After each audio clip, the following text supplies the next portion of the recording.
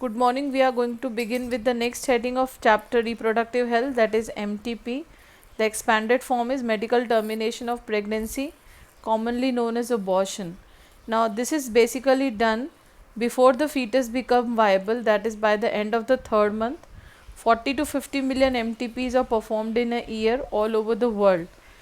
Now there are significance of MTP, that is it can control the human population. The unwanted pregnancies can be easily removed by this method. Now let us see what is the correct time for performing the MTP.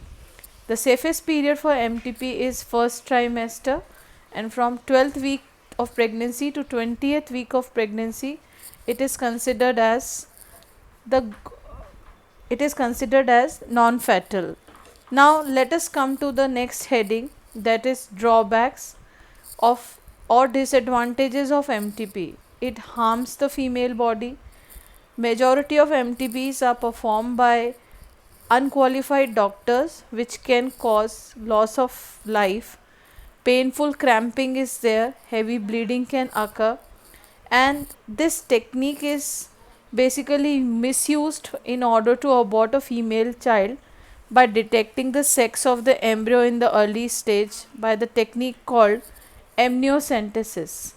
Amniocentesis is a technique where the genetic makeup of the unborn child is determined, and if it is found to be female, then it is aborted, that is female foeticide. The advantage is also there for the amniocentesis, that this is used to find out the genetic disorder for the child. Now let us come to the next heading, that is sexually transmitted diseases or reproductive tract infections.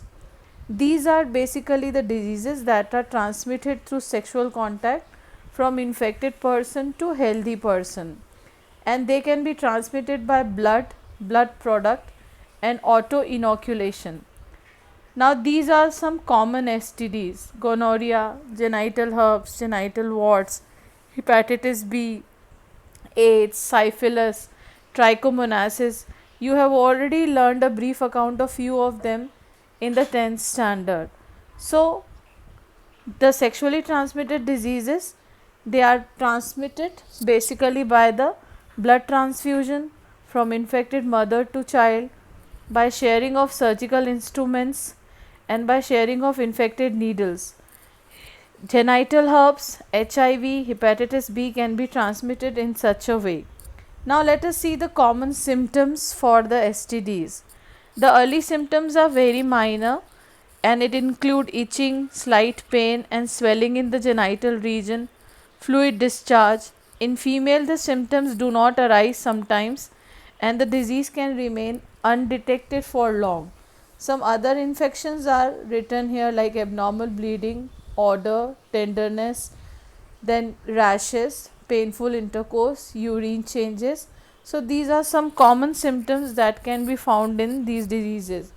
In case of AIDS, which is acquired immunodeficiency syndrome, the immunity of the person is affected because HIV virus kill the white blood cells of the body that are dealing with the immunity. Now let us see the next heading, that is the prevention.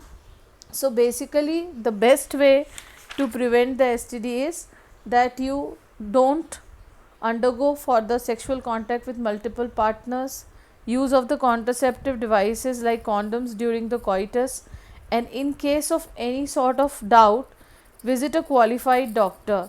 Proper education and proper vigilancy is also required for prevention of the STDs and RTIs.